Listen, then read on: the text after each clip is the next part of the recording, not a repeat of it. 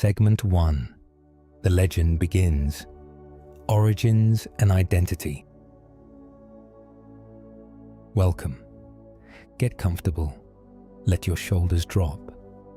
Take a slow breath in and let it out. For the next little while, there's nothing you need to do, nowhere you need to be. You're just going to listen. And as you do, you're going to learn a little bit about one of the most beloved sports cars ever made.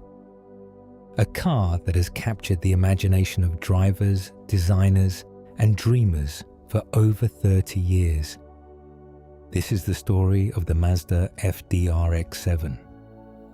We're going to start at the very beginning, with where this car came from, what it was called, and why it still means so much to so many people, even now, decades after the last one rolled off the assembly line. Fact 1. The FD RX-7 is the third generation of Mazda's long-running RX-7 nameplate. It was produced from 1992 all the way through to 2002, a production run of 10 years. Before it, there was the SA, the very first RX-7, which arrived in 1978. Then came the FC, the second generation, which carried the car through the 1980s. And then, at the turn of the decade, Mazda set out to build something new, something sharper, something that would define not just the RX-7 name, but Mazda's entire sporting identity for a generation. That car was the FD. It debuted in Japan in 1991, reaching showrooms as a 1992 model, and it immediately turned heads. The design was unlike almost anything else on the road. A long, low hood, a fastback roofline that swept all the way to the tail, and curves that seemed to have no hard edges at all. It was the kind of car that made people stop walking and just look. Fact 2. You might assume that FD stands for something, some technical phrase or Japanese term that sums up the car's character, but it doesn't. The FD label isn't an acronym at all. It's simply an internal chassis designation, a code used within Mazda's own engineering and production systems to identify this particular generation of the car. In the world of Japanese automotive development, this kind of internal shorthand is completely standard. Manufacturers assign chassis codes early in the development process, long before a car ever has a proper name or marketing identity. For the RX-7's third generation, that code happened to be FD, and yet, somehow, those two letters took on a life of their own. Enthusiasts adopted them. Forums were built around them. The code became a name, and the name became something close to legend. Today, if you tell anyone in the car community that you own an FD, they know exactly what you mean, and there's a good chance they'll be at least a little envious. It's a small thing, really, a chassis code. Just two letters that were never meant to mean anything beyond an internal filing system. But that's often how it goes with cars that capture people's hearts. The details take on meaning they were never designed to have. Fact 3. In Japan, where the FD was sold as a domestic market vehicle, the car's VIN, its vehicle identification number, follows a specific format, FD3S. This string of characters tells you quite a bit. The FD identifies the chassis generation. The 3 refers to the rotary engine configuration, and the S denotes a sports or standard road car variant. Japanese market cars are often referred to simply as FD3S by enthusiasts, particularly in online communities, and the designation has become a kind of badge of authenticity. A car with an FD3SVIN is a domestic market Japanese car, built for Japanese roads to Japanese spec, and often regarded with a particular fondness by collectors and import enthusiasts worldwide. It's worth noting that the export versions of the FD, the cars sold in North America, Europe, and Australia, carry different VYN formats, as is standard for vehicles adapted for different markets. But within the enthusiast community, the FD3S designation holds a special place. Fact 4. If you spend any time in RX-7 forums or communities, you'll quickly come across references to Series 6, Series 7, and Series 8. These are the three sub-generations that enthusiasts use to divide up the FD's production run, and each series has its own character, its own set of changes, and its own loyal following. The Series 6 covers the earliest cars from the beginning of production through the mid-1990s. These are the cars many consider the most pure, closest to the original design intent, before the later revisions added complexity. The Series 7 brought refinements to the engine, suspension, and interior. It's often regarded as the most balanced version, benefiting from lessons learned in the early years, while still retaining the car's fundamental character. And the Series 8 represents the final evolution, the late production cars that carry the most developed version of Mazda's twin-turbocharged rotary engine and the most refined overall package. Which series is best? That's a debate that has filled more than a few late nights in online forums. The honest answer is that it depends on what you're looking for. But that's part of what makes the FD such a rich subject. There's enough variation within a single model line to keep enthusiasts talking for years. And if you're still with us, let's talk a little bit about how the broader global picture fits together. Fact 5. While enthusiasts in Japan tend to use the Series 6, 7, and 8 classification system, the global production story of the FD is often described in terms of 3 main production series as well, though the exact boundaries and terminology can vary slightly depending on the market. What's consistent across all versions of the story is that the FD evolved meaningfully over its 10-year production run. Mazda didn't simply build the same car for a decade. They listened to feedback, refined the engineering, updated the aesthetics in subtle ways, and worked continuously to improve a car that was already extraordinary at the start. This commitment to iterative refinement, making something good even better year by year, is a very Mazda approach. It's a philosophy you can see throughout the company's history, and it's one of the reasons the FD RX-7 holds up so well even today. Fact 6. Every FD RX-7 was built at Mazda's manufacturing complex in Hiroshima, Japan. This is not just a logistical detail, it's a meaningful one. Hiroshima is Mazda's home. The company was founded there in 1920, and the city and the automaker are deeply intertwined in ways that go far beyond geography.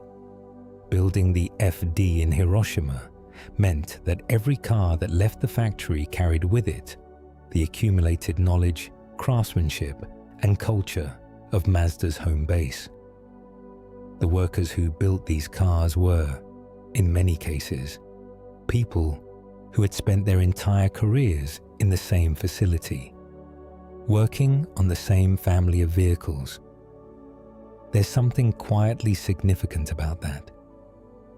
In an era of globally distributed manufacturing, where a single car might have parts from a dozen different countries, The FD was, in a meaningful sense, a product of one place and one community. Fact 7. Mazda's own museum, located in Hiroshima, keeps a pristine FD RX-7 on permanent display. It sits among the other great milestones of the company's history: early models, racing cars, concept vehicles, as a testament to what Mazda was capable of at its creative and engineering peak. The fact that Mazda itself treats the FD as a museum piece speaks volumes. This isn't a car that the company has quietly moved on from. It's one they're proud of, one they point to and say, "This is what we made." If you ever find yourself in Hiroshima, the Mazda Museum is absolutely worth a visit.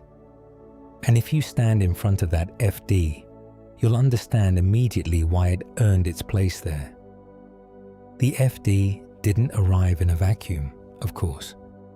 It was the latest chapter in a much longer story. Fact 8. The RX-7 nameplate, across all 3 generations, played a significant role in building Mazda's reputation as a serious performance and racing brand. The car competed in endurance racing, touring car championships, and various other motorsport categories throughout its lifespan, and it acquitted itself remarkably well. The FD specifically carried that racing heritage forward. Its lightweight construction, its low center of gravity, and its uniquely responsive rotary engine made it a natural fit for competition use, and privateer racers around the world took full advantage of that. Racing success has a way of elevating a road car's status. When people see a car winning on track, it changes how they feel about the version sitting in their driveway. For many RX-7 owners, knowing that their car shared DNA with a genuine racing machine was part of the appeal from day one. Fact 9. Today, the FD RX-7 is considered one of the definitive icons of the JDM, Japanese domestic market, car scene, alongside cars like the Nissan Skyline GTR, the Toyota Supra, and the Honda NSX. It represents a golden era of Japanese sports car engineering, a period in the late 1980s and 1990s when Japanese manufacturers were building some of the most exciting, most capable, and most distinctive performance cars in the world. The FD stands out even within that exceptional company. Its rotary engine made it unlike anything else in the segment. Its styling was, and remains, genuinely breathtaking. And its driving dynamics earned it a devoted following among people who care deeply about how a car feels, not just how fast it goes. Fact 10. And then there are the games. Simulation games played a meaningful role in cementing the FD's reputation for an entire generation of young car enthusiasts.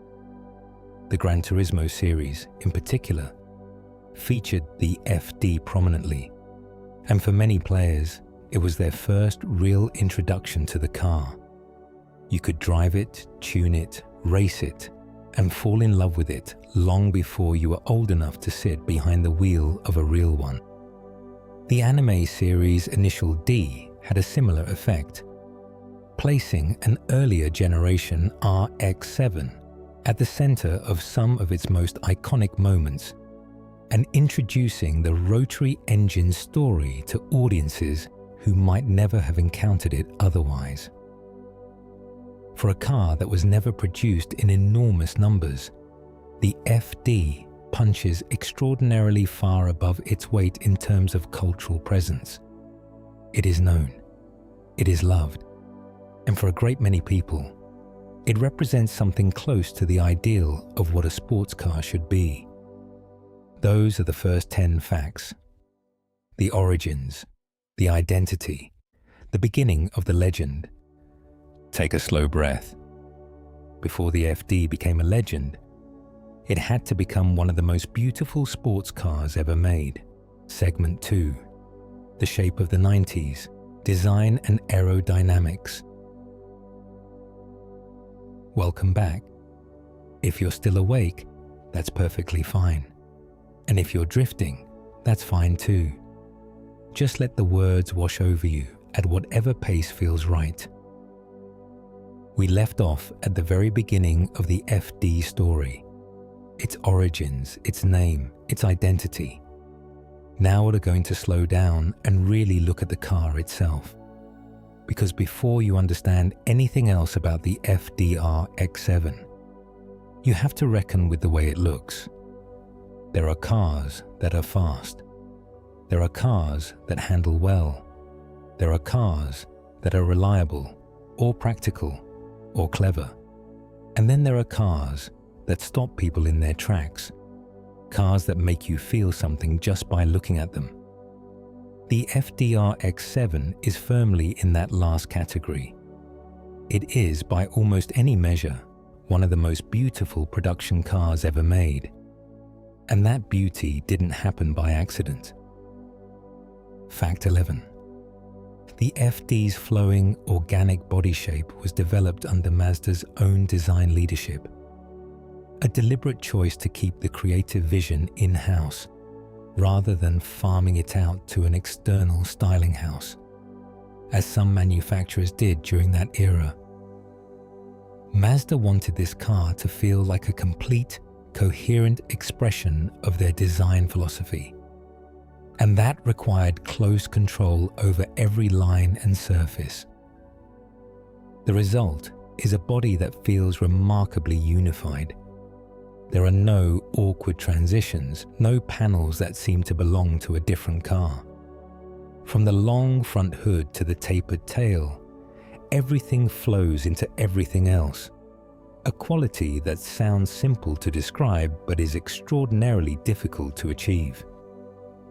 Fact 12. The original design proposal for the FD actually came from Mazda's California studio, the company's North American design outpost, established to keep Mazda connected to the tastes and sensibilities of the American market. It's a fascinating detail. A Japanese sports car destined primarily for Japanese roads, with a design that first took shape on the other side of the Pacific. The California studio's proposal was eventually refined and developed back in Japan. But the initial creative spark came from that American context, from designers who were perhaps thinking about how the car would look cruising along a coastal highway or sitting in the California sun. The final design absorbed the best of both worlds. It has the precision and discipline of Japanese automotive engineering, combined with a certain openness of form, a willingness to be expressive, that feels distinctly Californian. Fact 13. The FD's body wasn't just designed to be beautiful. It was shaped with a strong aerodynamic focus, an understanding that at the speeds this car was capable of reaching, the way air moved over and around the body mattered enormously. Every surface was considered in terms of airflow. The smooth, uninterrupted lines that give the car its visual elegance also serve a functional purpose. They allow air to move cleanly over the body, rather than creating turbulence and drag. The low roofline, the gradually sloping tail, the carefully shaped underbody, all of it was engineered with the wind in mind. This is one of the places where the FD's design philosophy really shows its depth. It would have been easy to make a car that looked aerodynamic without actually being aerodynamic. Mazda did the harder thing. They made a car that is both. Fact 14. The result of all that aerodynamic work is a drag coefficient of approximately 0.29.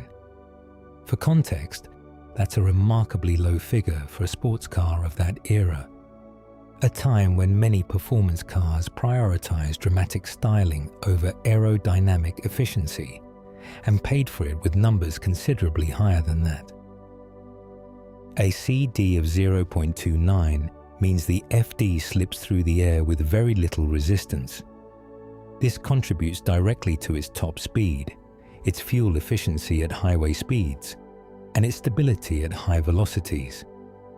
It also means that the car doesn't need large wings or aggressive aerodynamic add-ons to function well. The body itself does the work. That quiet efficiency is very much in keeping with the FD's overall character. It doesn't need to shout. It just performs. Fact 15. When the FD arrived in the early 1990s, automotive reviewers were effusive in their praise of its appearance. It was called one of the best-looking Japanese cars ever made, and not just in the context of its era. Critics who wrote about it then weren't hedging with qualifiers about Japanese cars or sports cars of that moment. They were making a broader claim, and they meant it. That kind of critical consensus is rare. Car design is deeply subjective, and reviewers seldom agree on much. But the FD had a quality that cut through individual taste, a rightness of proportion, a completeness of vision that was hard to argue with regardless of your personal preferences. Decades later, that assessment has only grown more confident. The FD has aged in the way that only truly great designs age, not by becoming dated, but by becoming classic. Fact 16. One of the less obvious but deeply important facts about the FD's design is what made that long, low hood possible. The rotary engine at the FD's heart is significantly more compact than a conventional piston engine of comparable output. It's smaller, lighter, and more symmetrical in its proportions. And that gave Mazda's engineers a freedom in packaging that they used to remarkable effect. With the rotary engine, they were able to position the powertrain much further back in the chassis than would have been possible with a traditional inline or V configuration engine. Instead of the engine sitting right at the front of the car, pushing the firewall back and forcing the cabin rearward, it was tucked behind the front axle, deep in the body. This repositioning changed everything about the way the car felt and looked. The hood could be long and low because there was no tall engine block underneath it. The cabin could be positioned where it needed to be for ideal balance. The whole car could be proportioned as a unified object rather than a series of compromises. Fact 17. Mazda themselves used a specific term to describe this arrangement. They called it a front mid-engine layout, a phrase that might sound slightly paradoxical at first. The engine is in the front, yes, but it's positioned behind the front axle line, which places it within the wheelbase of the car rather than ahead of it. This is the same fundamental layout used in many dedicated sports cars and supercars. Vehicles where engineers are willing to make significant compromises in practicality to achieve the best possible dynamic balance. The difference is that Mazda achieved it in a car that was still perfectly usable as everyday transportation. The front mid-engine layout is one of those engineering decisions that has cascading benefits throughout the entire car. It's also one of those things that, once you understand it, makes you appreciate the FD on a different level. There's a lot of thought underneath those beautiful curves. Fact 18. All of that careful positioning of the engine, the fuel tank, the spare wheel, and every other major component added up to something remarkable. a weight distribution that was very close to 50-50 between the front and rear axles. A 50-50 weight distribution is, for a sports car, something close to the ideal. It means neither end of the car is carrying a disproportionate share of the load. Under acceleration, under braking, through corners, the car is balanced in a way that makes it predictable, responsive, and deeply satisfying to drive. Many sports cars of the FD's era compromise this balance significantly. Front-engine cars tended to carry too much weight over the front wheels. Rear-engine cars had the opposite problem. The FD, with its carefully considered layout, sat in the sweet spot, and drivers felt it the moment they pushed the car into a corner. Fact 19. Achieving that balance while also building a car that was genuinely fast required careful attention to weight throughout the entire vehicle. Mazda's engineers worked extensively to keep the FD as light as possible, and the result was a curb weight of around 1,310 kilograms, an impressive figure for a fully equipped Grand Touring sports car with a twin turbocharged engine and all the features expected of a premium vehicle. Weight saving happened at every level. The use of lightweight materials where possible, the careful sizing of components, the avoidance of unnecessary mass anywhere in the car. Nothing was added without consideration of what it weighed and whether it earned its place. That discipline paid off on the road. A lighter car accelerates faster, brakes shorter, changes direction more willingly, and simply feels more alive under your hands. The FD's weight, or more accurately, its lack of weight, is one of the quiet heroes of its dynamic story. Fact 20. Supporting all of that balanced, lightweight structure was a suspension system worthy of the rest of the car. The FD used double wishbone suspension at both the front and rear axles, an arrangement that offers superior wheel control compared to simpler designs, and one that was, at the time, largely reserved for sports cars and high-end performance vehicles. Double wishbone suspension allows each wheel to move independently through a precisely controlled arc. It minimizes camber change through bumps and corners, keeps the tire in better contact with the road, and gives engineers more freedom to tune the car's handling characteristics. In the hands of Mazda's chassis engineers, who were among the best in the business, it produced a ride and handling balance that reviewers consistently described as close to perfect. The suspension is one of those systems that you don't think about when it's working well. You just feel the car responding to your inputs, turning in crisply, tracking smoothly, soaking up imperfections without drama. In the FD, it worked very well indeed. Those are 10 more facts about the shape of the FD, the design decisions, the aerodynamic thinking, the engineering philosophy that made this car look and feel the way it does. Let your breathing slow down a little more. But the real magic of the FD wasn't the body. It was the engine, segment 3, the rotary heart, 13B-REW and engineering. Welcome back. Settle in a little deeper. Let your body feel heavy and comfortable wherever you are. We've talked about where the FD came from, and we've taken a long, slow look at the way it was designed. Now we arrive at the thing that made it truly unlike anything else on the road, the engine. Specifically, the 13B-REW. A piece of engineering so unusual, so singular in its character, that it deserves its own chapter in the story of this car.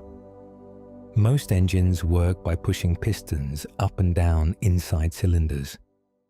The 13B-REW does not do that. It operates on an entirely different principle, one that produces power in a smoother, more continuous way, and gives the FD a personality that no piston engine car can quite replicate. To understand the FD fully, you have to understand at least a little bit about what's happening under that long, elegant hood. Fact 21. The engine at the heart of the FD RX-7 is the 13BREW, a twin turbocharged rotary unit that is, in many ways, the defining feature of the entire car. Without it, the FD would still be beautiful. It would still have excellent suspension and near perfect weight distribution. But it would be a fundamentally different machine. The 13B-REW is what gives the FD its soul. The rotary engine, also known as the Wankel engine, after its inventor Felix Wankel, replaces the conventional piston and cylinder arrangement with a triangular rotor spinning eccentrically inside an oval housing. As it spins, the three faces of the rotor create chambers that expand and contract, drawing in fuel and air, compressing it, igniting it, and expelling the exhaust, all in a continuous flowing motion, rather than the reciprocating stop-start action of a piston engine. The result is an engine that is extraordinarily smooth. There are no pistons reversing direction thousands of times per minute. There is just rotation, clean, continuous, and remarkably refined. Fact 22. The 13BREW was one of the first mass-production engines in the world to use a sequential twin turbocharger system. This was not a common technology at the time of the FD's launch. Sequential turbocharging, where two turbos work in a coordinated sequence rather than both operating simultaneously from the outset, was sophisticated, complex, and expensive to engineer. Mazda committed to it anyway, because it was the right solution for this particular engine. The goal was to eliminate, or at least significantly reduce, the phenomenon known as turbo lag, the delay between pressing the accelerator and feeling the boost from the turbocharger. A single large turbo produces tremendous power, but takes time to spool up, leaving a frustrating gap between driver input and engine response. Sequential turbos address this by using a small, fast-spooling primary turbo for low and mid-range response, and a larger secondary turbo for high RPM power. It was a forward-thinking solution, and it worked beautifully. Fact 23. Despite producing the kind of power figures associated with much larger engines, the 13B-REW has a displacement of just 1.3 litres, spread across two rotors, each contributing 654 cubic centimetres. That is a remarkably small swept volume for a twin turbocharged performance engine, and it speaks to one of the fundamental characteristics of the rotary design. Because a rotary engine completes a power stroke on every rotation of the rotor, rather than every two rotations as in a forks four-stroke piston engine, it generates power more frequently relative to its size. This allows it to produce outputs that are completely disproportionate to its displacement, at least by the conventional measure. It also means the engine is physically small, compact enough, as we discussed in the last segment, to be packaged behind the front axle and keep that iconic low hood in place. The 1.3 litre displacement isn't a limitation. It's part of what makes the whole car possible. Fact 24. One of the most immediately striking things about driving an FD RX-7, or even just listening to one, is how freely and eagerly the engine revs. The 13BREW has a rev limit of around 8,000 revolutions per minute, which is substantially higher than most turbocharged engines of its era, and speaks directly to the rotary's mechanical nature. Because there are no heavy pistons reversing direction at high speed, the rotating assembly of a Wankel engine is lighter and more balanced than a comparable piston unit. There is less reciprocating mass to manage, which means the engine can spin faster without the same stresses that would limit a conventional design. That high rev ceiling, combined with the sequential turbo system, gives the 13BREW a power band that feels almost like two engines in one, a tractable, responsive unit through the low and mid ranges, transforming into something urgent and exhilarating as the revs climb toward the limit. Fact 25. The official power output of the 13BREW varied across different markets and across the FD's production life, but figures range from approximately 239 horsepower in earlier international market cars up to around 276 horsepower in later Japanese specification versions. These numbers were produced from that 1.3-litre displacement, a specific output that would have seemed extraordinary from a conventional engine of the same size. It's worth noting that Japanese manufacturers of this era operated under a gentleman's agreement to cap their stated power outputs at 276 horsepower, regardless of what their engines were actually capable of. The true output of the later 13BREW was almost certainly higher than the official figure, and real-world testing tended to confirm this. The 276 number, in other words, should be understood as a floor rather than a ceiling. Fact 26. The sequential turbo system works through a carefully managed transition between its two turbines. At lower engine speeds, only the primary, smaller turbocharger is active, providing boost efficiently and with minimal lag. Then, at around 4,700 revolutions per minute, the secondary turbocharger begins to come online, its larger turbine adding substantial additional airflow and pushing power output to its peak. The transition between the two turbos is managed by a series of valves and actuators that open and close at precise points in the rev range. When it works correctly, the changeover is smooth, a progressive building of power rather than a sudden step. But the complexity of the system is also one of the reasons FD maintenance requires attention and care. There are many components involved, and all of them need to be in good condition for the system to function as designed. Fact 27. The 13BREW was not the first 13B rotary engine Mazda produced. Far from it. But for the FD, the engineering team undertook a significant revision of the intake system, the turbocharger hardware, and the engine management compared to earlier iterations of the 13B. The result was an engine that shared its basic architecture with its predecessors, but felt meaningfully different in use.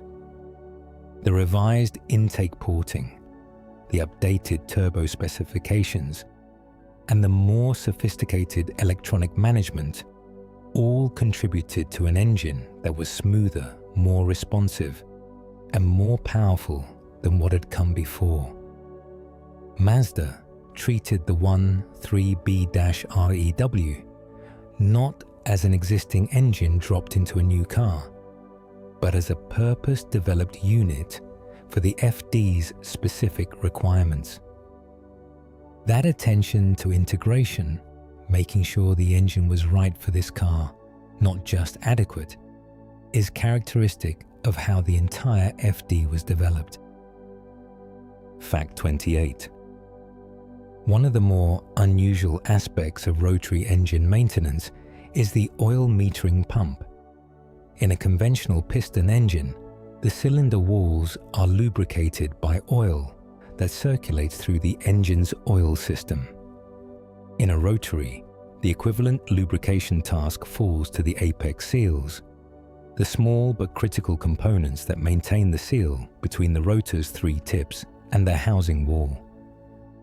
The 13BREW uses a dedicated oil metering pump to inject small quantities of oil directly into the intake charge, ensuring that the apex seals receive continuous lubrication as the engine runs. This is a design necessity rather than an oversight, and it means that a rotary engine will always consume a small amount of oil by design, even when it's in perfect health. New owners sometimes interpret this oil consumption as a sign of engine problems. It isn't. It's simply how the engine is supposed to work. And understanding this is one of the first steps toward owning and maintaining an FD correctly. Fact 29. While the apex seals tend to get the most attention in conversations about rotary engine reliability, experienced owners and mechanics often point to the coolant seals as the more common source of serious failures. The coolant passages in a 13B-REW run close to the combustion chambers, and if the seals that separate those passages begin to deteriorate, coolant can enter the combustion process, with damaging consequences. Overheating is the primary enemy of the coolant seals. An FD that has been allowed to run hot, even briefly, is at significantly elevated risk of seal degradation. This is why the temperature gauge in an FD is not something to ignore, and why owners who care for their cars tend to be fastidious about cooling system maintenance. Fresh coolant, functioning thermostat, clean radiator, and a careful eye on the gauge at all times. The reputation the 13BREW has for fragility is, in many cases, a reputation earned by engines that weren't looked after. A well-maintained FD can be remarkably reliable. Fact 30. Among the modifications used on tuned and high-output FD builds, water injection has earned a dedicated following. The principle is straightforward. A fine mist of water, or a water and methanol mixture, is injected into the intake charge, where it evaporates and cools the incoming air. Cooler, denser air means more oxygen per unit volume, which supports more efficient combustion and helps suppress the detonation that can occur in highly boosted engines. For the 13BREW, which runs hot by nature and is sensitive to intake temperatures, water injection provides a meaningful safety margin on modified builds. It allows more aggressive tuning, higher boost, more ignition advance, without pushing the engine into dangerous territory. It's an old technology applied to a very specific problem, and in the context of the rotary, it works well. Fact 31. For all the care and attention the 13BREW demands, it repays that care with a quite remarkable performance ceiling. On stock internal components, the rotors, the housings, the seals, a well-prepared 13BREW is generally considered capable of handling around 400 wheel horsepower. That is a substantial figure for an engine that left the factory producing less than 300, and it speaks to the genuine engineering headroom built into the design. Achieving that kind of output requires supporting modifications. A larger single turbocharger or upgraded twin setup, appropriate fueling, tuned engine management. But the core engine, if it is in good health, can absorb the stress. Many FD owners have spent considerable time and money exploring exactly where that ceiling lies, and the tuning community that has grown up around this car is one of the most knowledgeable and dedicated of any sports car in the world.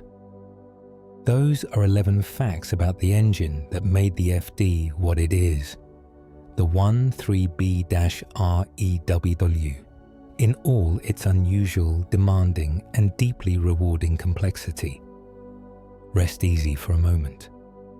With that engine, the FD didn't just look fast, it drove like nothing else. Segment 4. Driving experience and performance. Welcome back.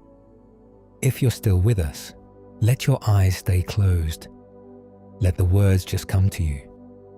We've spent time with the engine, the 13B-REW, its turbos, its quirks, its remarkable potential. But an engine is only part of the story. What matters, ultimately, is what happens when you put all of it together and point the car down a road. The FD RX-7 was not built to sit in a showroom and look beautiful, although it does that effortlessly. It was built to be driven, and the experience of driving one is something that stays with people for a very long time. This segment is about what it actually feels like to be behind the wheel of an FD, the numbers, the sensations, the qualities that made it one of the most celebrated driving machines of its generation. Fact 32.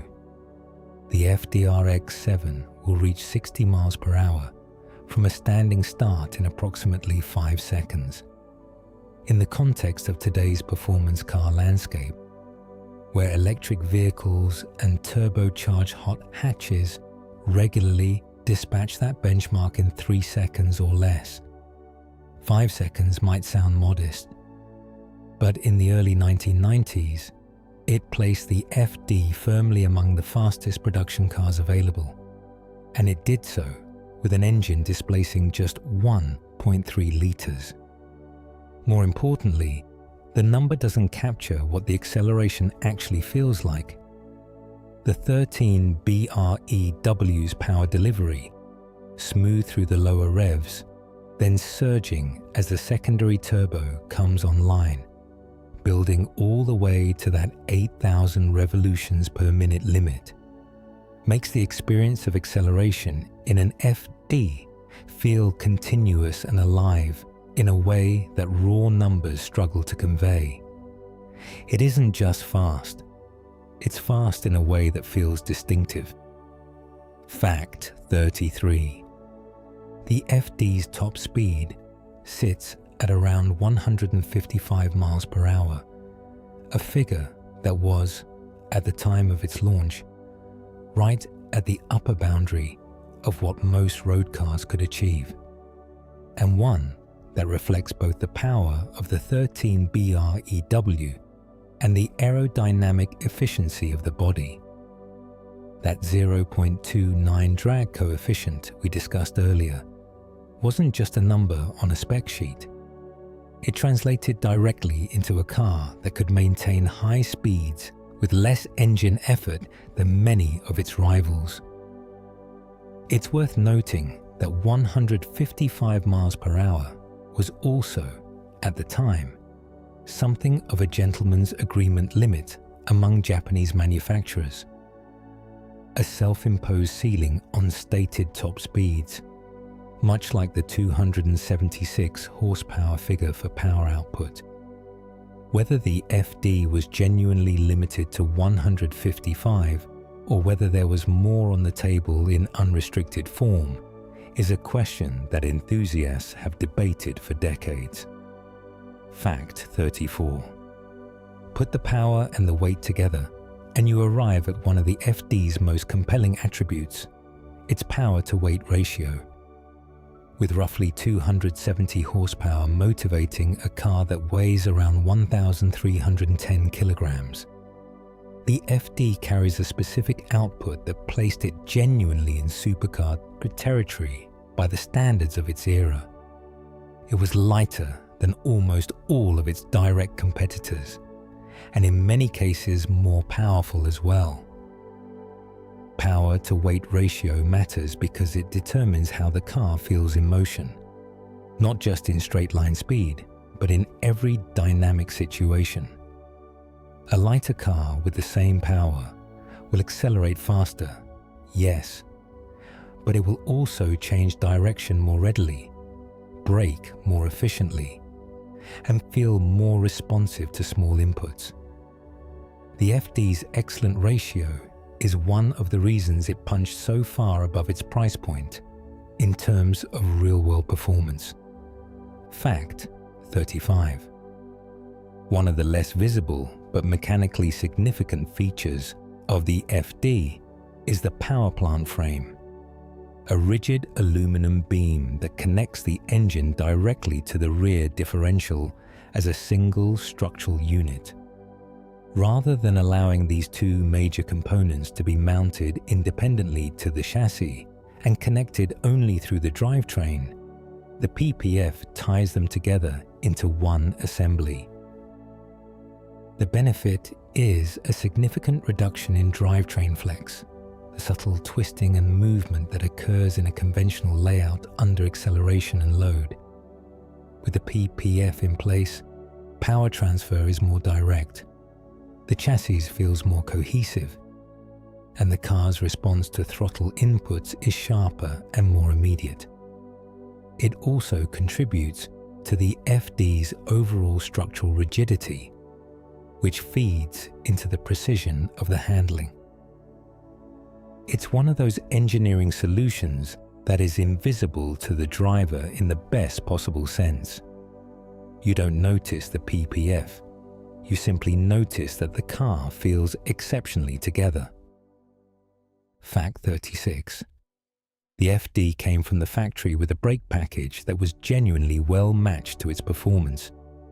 Ventilated disc brakes at all four corners provided strong, fade-resistant stopping power, important in a car capable of reaching 155 miles per hour, and equally important on a track or a challenging mountain road where repeated hard braking is part of the experience. Mazda's engineers understood that brakes aren't just a safety system, they're a dynamic tool. A driver who trusts their brakes can carry more speed into a corner, brake later, and manage their pace with greater confidence. The FD's factory brakes provided that trust, which fed directly into the overall driving experience. Fact 37.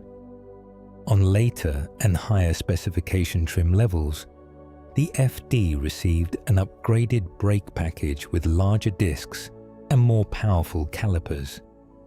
These were not cosmetic changes. They made a measurable difference in braking performance and feel, and they reflected Mazda's ongoing refinement of the car's dynamic package across its production run. The availability of bigger brakes on certain trims also meant that owners of standard specification cars had a clear upgrade path. Used components from higher spec cars, or aftermarket equivalents, became popular upgrades in the enthusiast community. Another example of how the FD's well-considered engineering created opportunities for owners who wanted more from their cars, without straying too far from the original design intent. Fact 38. The FD RX-7 is famous in automotive circles for the precision of its handling, a quality that comes from the combination of everything we've discussed so far. The near-perfect weight distribution, the double wishbone suspension, the power plant frame, the lightweight body, the low center of gravity afforded by the compact rotary engine. Every element of the car's engineering contributes to a steering and handling experience that communicates richly and responds accurately. Road testers from the 1990s reached for words like telepathic and surgical when describing the way the FD steered. The car told you what it was doing through the wheel, through the seat, through every contact point between the driver and the machine. It made the driver feel informed and in control, which is the foundation of confidence, and confidence is the foundation of speed. Fact 39. A quality that reviewers return to again and again when writing about the FD was its neutral balance, the tendency of the car to neither push wide at the front nor step out at the rear without provocation, but instead to track faithfully through corners with an even, balanced attitude. Neutral handling is a product of that 50-50 weight distribution, but it's also a product of very careful suspension tuning. Achieving genuine neutrality requires that the front and rear of the car generate grip in proportion to the load they carry, and that they respond to inputs in a coordinated way. Mazda's engineers spent considerable time calibrating the FD suspension to achieve this, and the results were widely praised. It was the kind of balance that made the car feel like an extension of the driver, rather than a machine to be wrestled. Fact 40. That said, experienced drivers were quick to note that the FD could become edgy at the limit, that the same precision and responsiveness that made it so rewarding at 7/10 could turn demanding at 10/10. Push the car hard enough, and the consequences of a mistake could arrive quickly. The FD was not the sort of car that would gently and forgivingly understeer wide when you exceeded its limits. It required respect and skill. This is not a criticism, it's a characteristic, and one that many drivers considered part of the appeal. The FD rewarded commitment and punished complacency, which made it engaging in a way that more forgiving cars simply aren't. It treated its driver as a participant rather than a passenger. Fact 41. Taken together, all of these qualities, the performance figures, the braking, the steering feel, the neutral balance, the edge at the limit, added up to a car with a distinctly serious high-grip sports car character. This wasn't a Grand Tourer designed primarily for comfort with performance as a secondary consideration. It wasn't a hot hatch with sporting pretensions. It was a genuine sports car, built by engineers who cared deeply about how it felt to drive, and aimed squarely at drivers who felt the same way. Road tests of the era placed it alongside the Porsche 911 and the Acura NSX as one of the benchmarks by which other sports cars should be judged. That was the company the FD kept, and in most assessments, it belonged there completely. Those are 10 facts about what it means to sit behind the wheel of an FD RX-7. The performance, the feel, the character that made it one of the great driving machines of its time. Let yourself sink a little deeper into wherever you are. But owning one wasn't always easy. Segment 5. Living with an FD. Welcome back. Take a slow breath. Let your shoulders relax. There's no rush here. We've talked about the FD as a performance machine. Its engine, its dynamics, its place among the great sports cars of its era. But there's another side to this car that's worth spending some time with. Because the FD wasn't just a track weapon or a show car. For many of its owners, it was daily transportation. It was the car they drove to work, to the shops, to visit friends. And living with an FD every day meant getting to know not just its strengths, but its quirks, its limitations, and the small compromises that came with owning something this special. This segment is about the everyday reality of the FD. The fuel stops, the cabin heat, the trunk that made packing for a weekend trip an exercise in creative thinking. It's a side of the car that doesn't always get as much attention as the horsepower figures, but is just as much a part of what the FD was. Fact 42. The 13 BREW is not a frugal engine. The FD's real-world fuel economy sits in the range of approximately 15 to 21 miles per gallon, depending on how the car is being driven.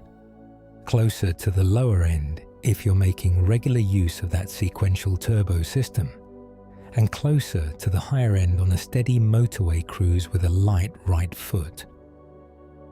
For a sports car of its performance level, these numbers are not especially surprising, but they are worth understanding, particularly for anyone considering ownership.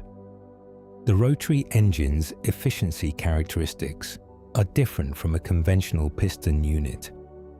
It tends to use more fuel at idle and light throttle than a comparable piston engine, and the gap widens when you drive it hard.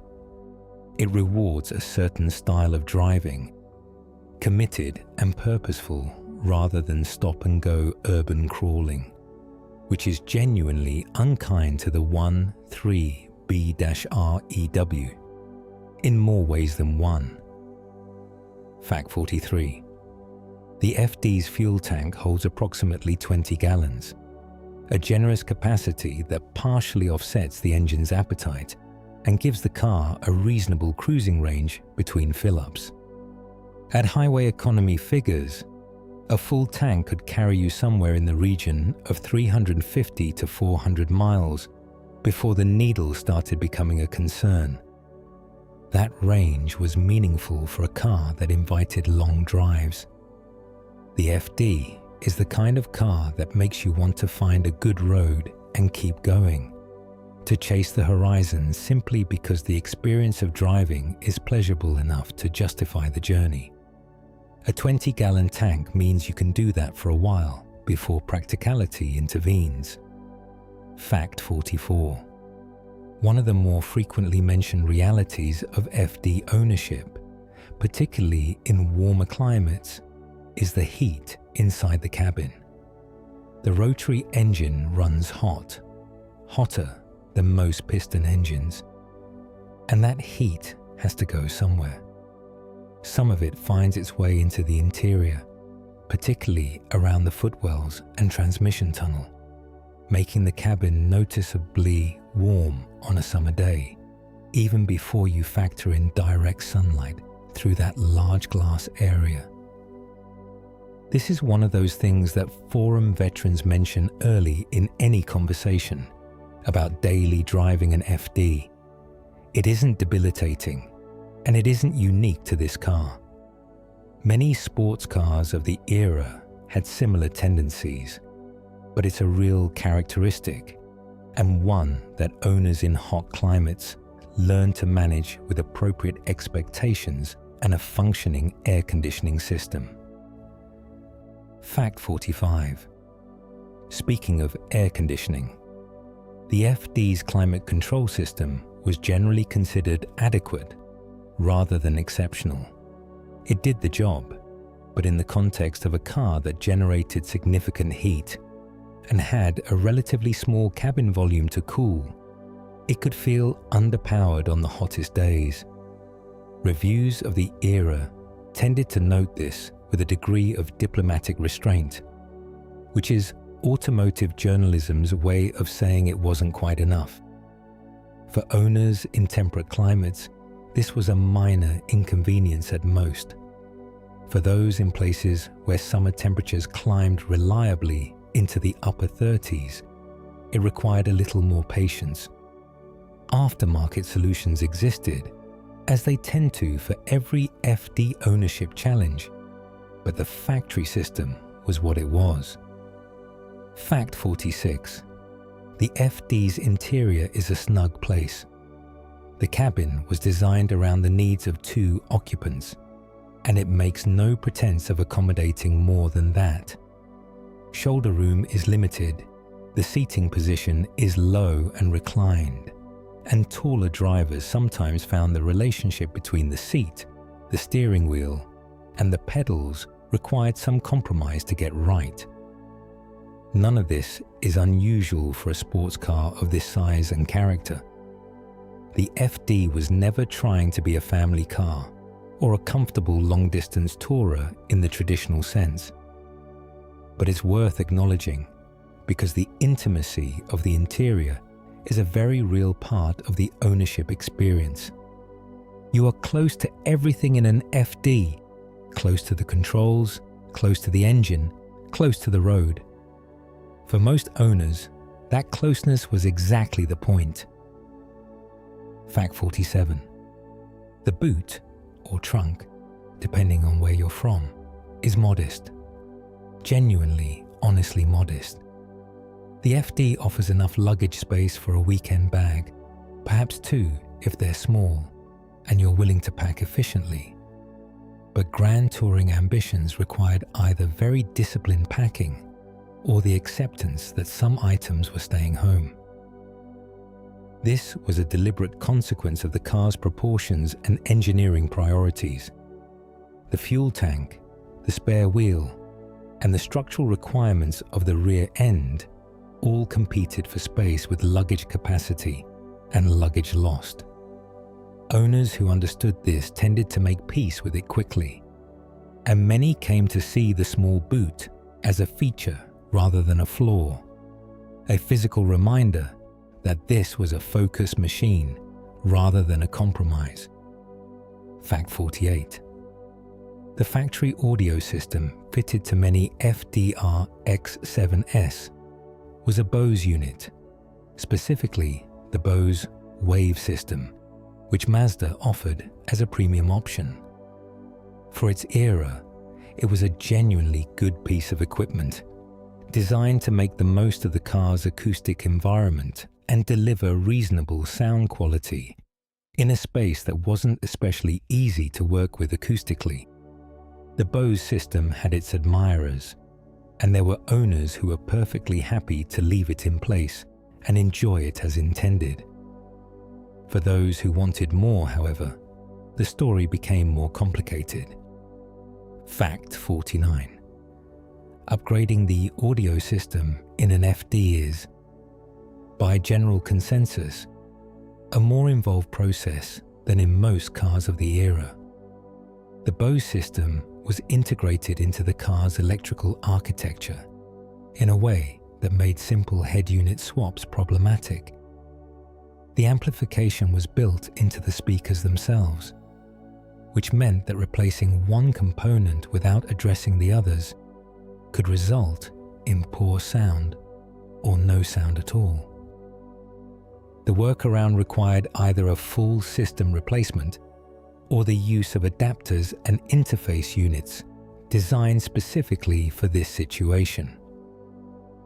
It was solvable, as most FD ownership challenges are, but it required research and a willingness to invest time and money beyond what owners of more conventional cars needed to spend on the same upgrade.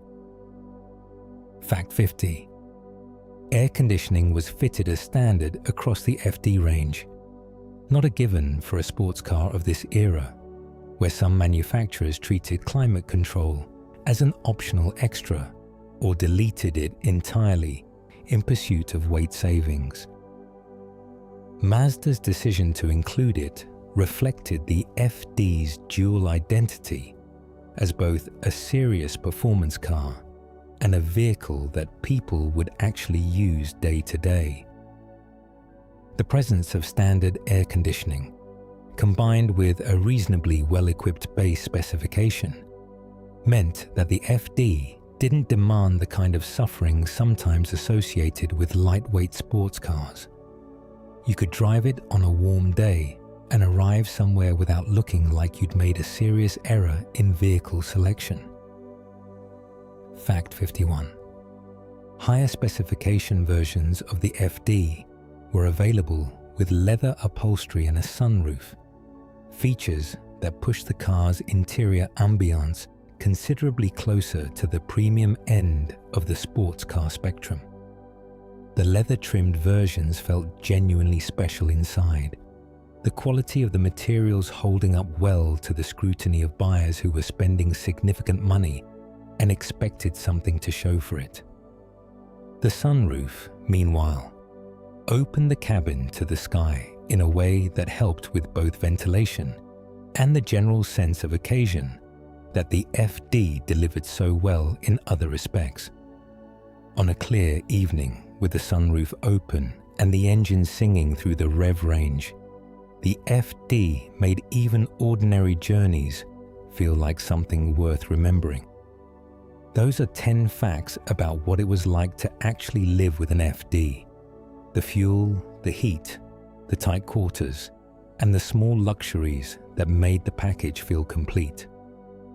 Rest quietly for a moment. Mazda built many versions of this car, but some became legends, Segment 6, trims, series, and special editions. Welcome back. Let everything soften. Your breathing, your thoughts, your grip on the day. We've spent a good amount of time now getting to know the FD as a single, unified object. One car with one engine and one beautiful body. But the reality of a 10-year production run is considerably more varied than that.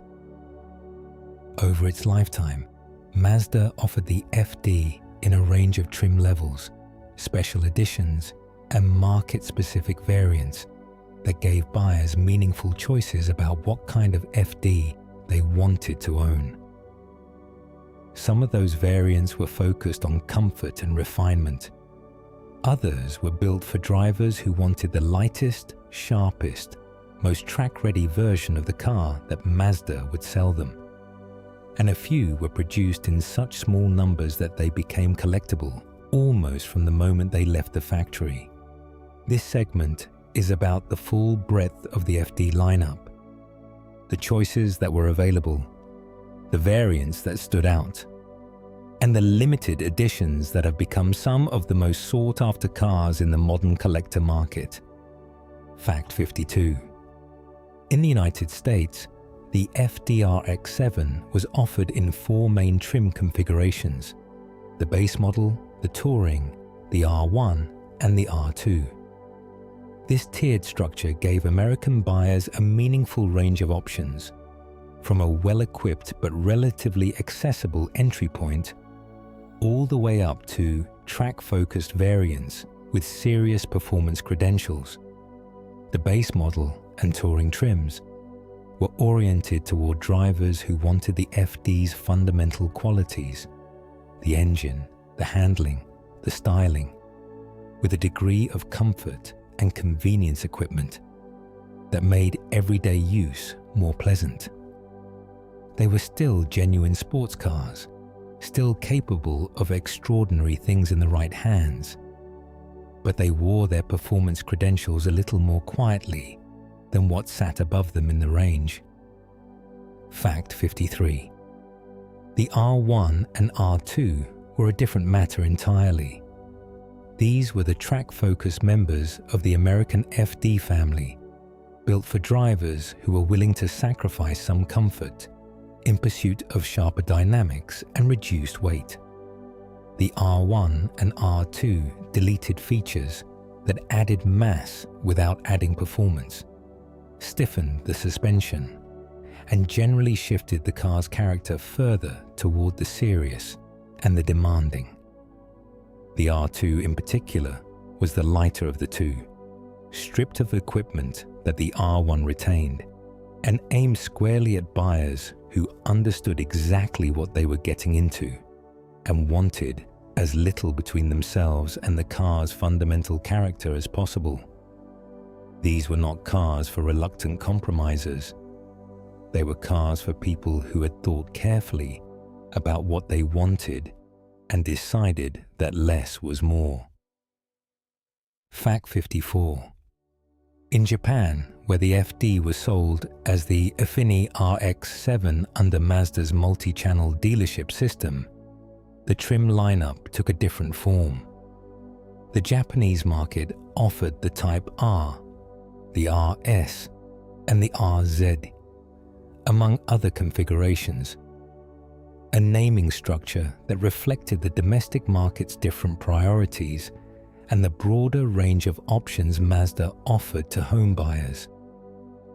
Each of these trims had a distinct character and a distinct set of equipment. Together, they covered a similar spectrum to the American range. From well-rounded road cars through to focused performance machines. But with Japanese market specifications, Japanese market features, and the engineering nuances that came with being built for the domestic audience first. Fact 55. The RS was notable within the Japanese lineup for its shorter final drive gearing, a specification change that meaningfully altered the car's character compared to standard ratio versions.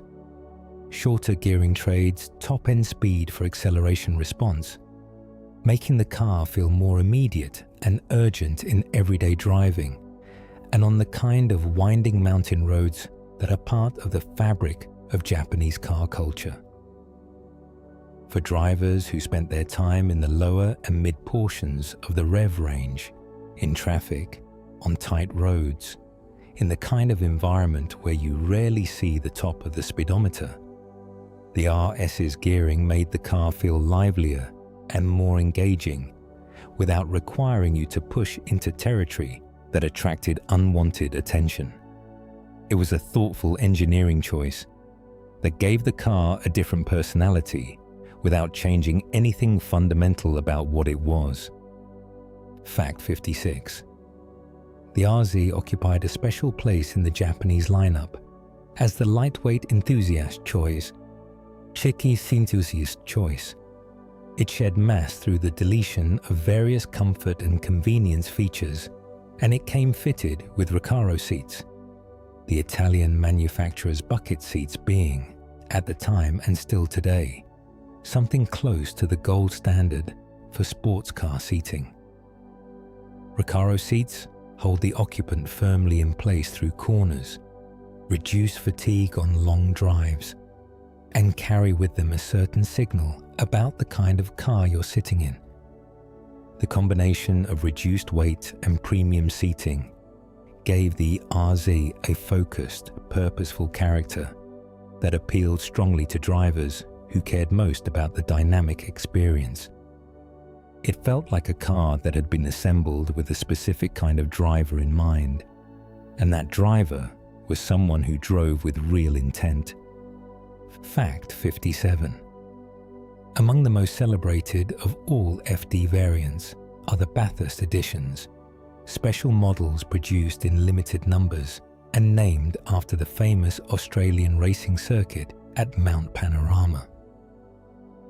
The Bathurst editions were offered in the Australian market and carried specific visual and equipment distinctions that set them apart from the standard range.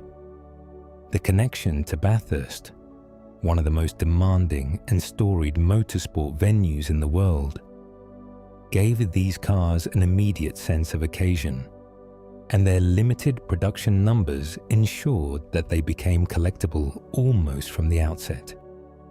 Australian FD enthusiasts regard the Bathurst editions with particular affection, and surviving examples in good condition command significant premiums today.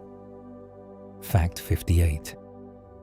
The A-Spec was a factory tuning option offered through Mazda Speed, Mazda's in-house performance division, responsible for the company's motorsport activities and high-performance road car developments. The A-Spec package applied Mazda Speed's engineering attention to the FD delivering a version of the car with enhanced performance credentials that came with the reassurance of factory backing.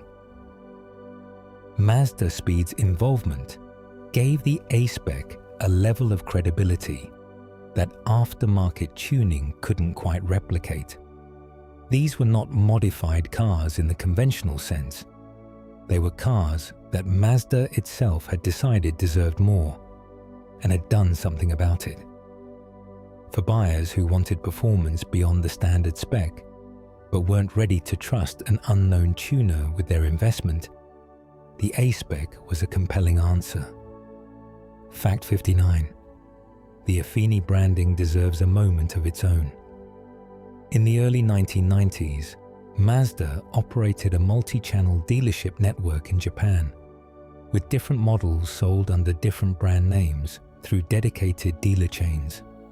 The Affini channel was Mazda's premium sporting brand, and the FD RX-7 was sold under this banner in the Japanese domestic market for a significant portion of its production life.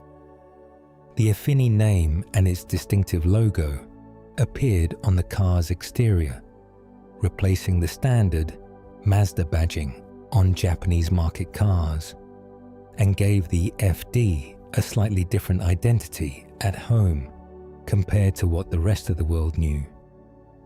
When Mazda eventually consolidated its dealership network and retired the sub-brands, the Affini name disappeared, but the cars it had badged retained their identity as something a little apart from the mainstream. Fact 60. Over the course of its production run, Mazda released 9 distinct limited edition variants of the FD, a remarkably rich catalogue of collector-oriented models that gave buyers multiple opportunities to own something rarer and more specifically specified than the standard range.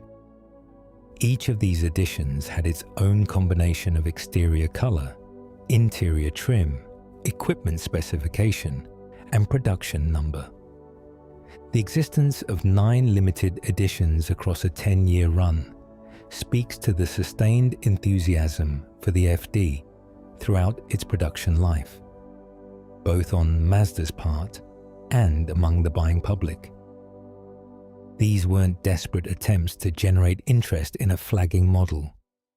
They were celebrations of a car that people genuinely loved, offered to buyers who wanted to own a piece of its history in a more specific and personal way. Fact 61. The Series 8, the final production series of the FD, is widely regarded as the most refined version of the car. By the late 1990s, Mazda had accumulated nearly a decade of feedback from owners, press, and engineers, and they applied that knowledge to produce a version of the FD that addressed the car's known rough edges, while preserving everything that made it great.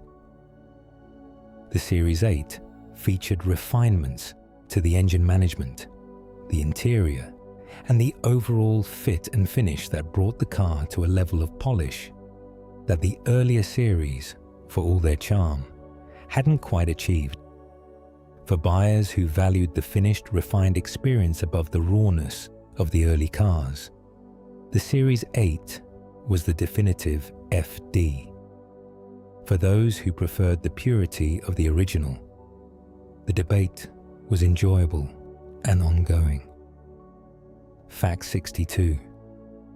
As the 1990s progressed, evolving safety regulations began to influence the FD's specification. The 1998 model year brought a round of updates specifically oriented toward meeting tightening safety standards. Changes to the structure, the systems, and the equipment that kept the car compliant with the regulatory environment of its time.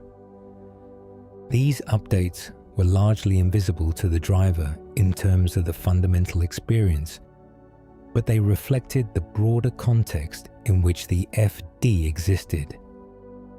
Sports cars of this era were navigating a changing landscape of safety expectations, and Mazda's willingness to invest in updating the FD rather than simply running out the clock on its production life said something about their commitment to the car. Fact 63. Later, production FDs were fitted with dual airbags, driver and passenger, as standard equipment, a meaningful safety improvement over the single airbag configuration of the earlier cars.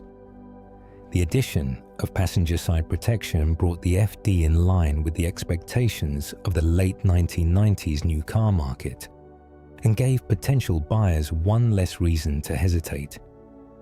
It's a detail that barely registers in conversations about the FD's greatness, but it mattered at the time, and it still matters to owners who use their cars regularly. A sports car is no less a car for being exciting, and the people who sat in the passenger seat of an FD deserve the same consideration as those in the driver's seat. Those are 12 facts about the full breadth of the FD lineup. The trims, the special editions, the refinements across a decade of production. Let your thoughts drift a little. And then came the final and greatest FD, Segment 7, Spirit R, the final evolution. Welcome back. Let your breathing slow. Let the world outside get a little quieter. Every great car, if it's lucky, gets a proper send-off.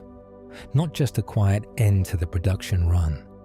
Not just a final batch of cars rolling off the line with no particular fanfare, but a deliberate, considered farewell.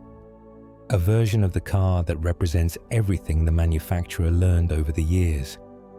Everything they wanted to say about what the car was and what it meant, distilled into one final expression. The FD RX-7 was lucky.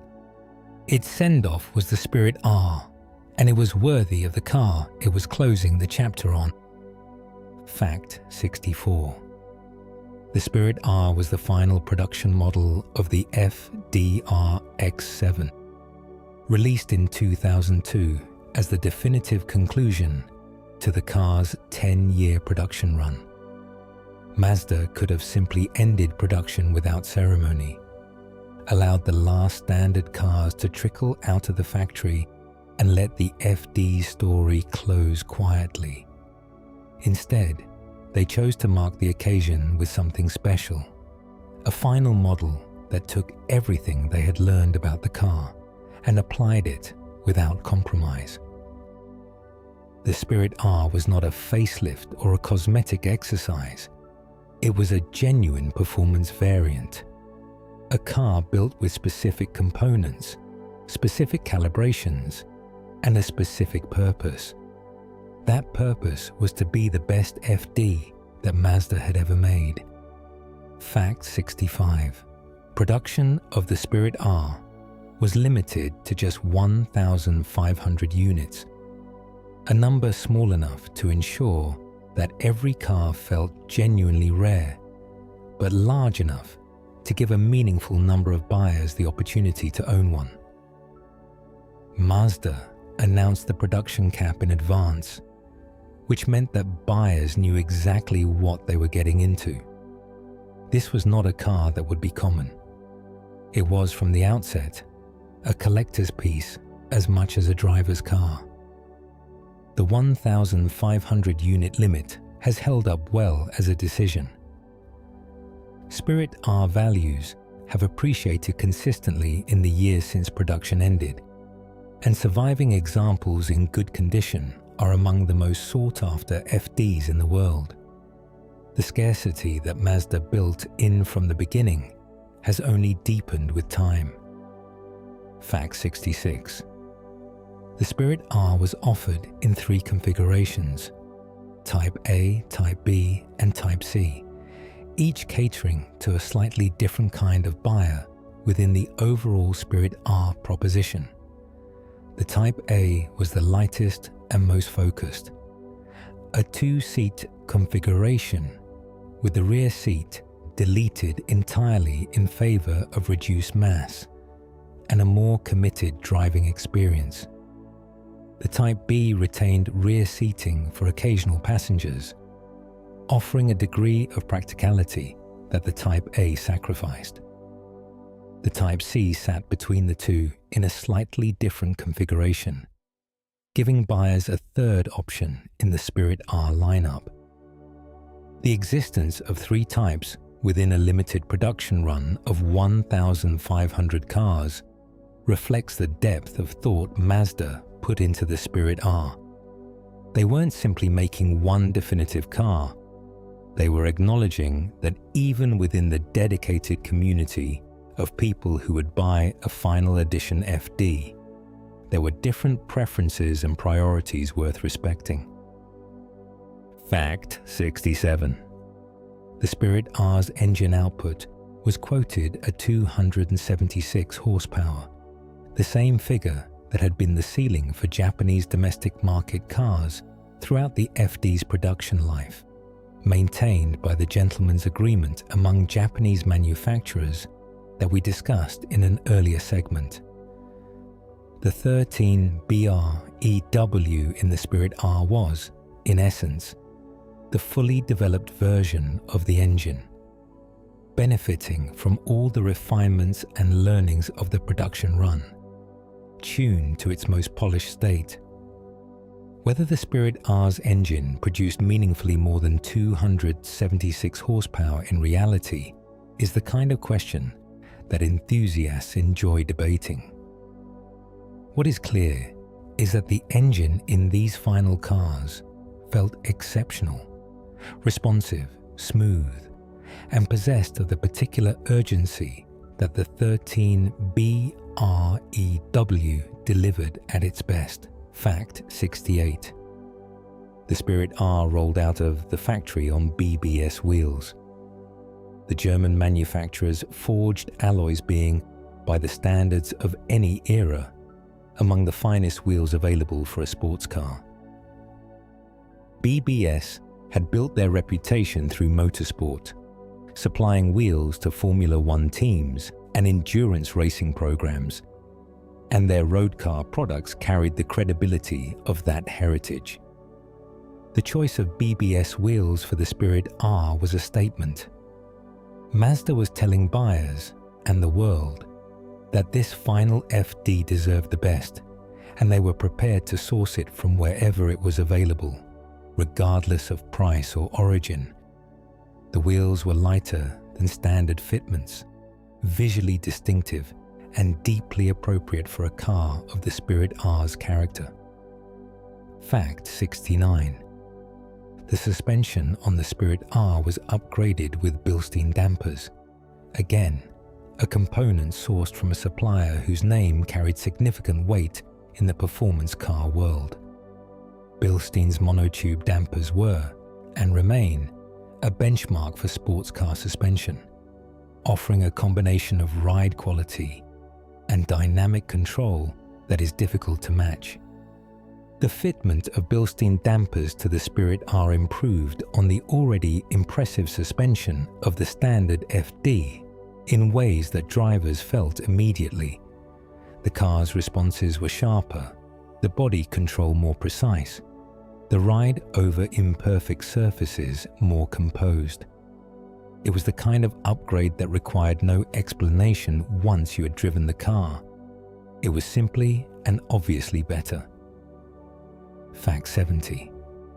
Inside, the Spirit R was fitted with Recaro seats as standard.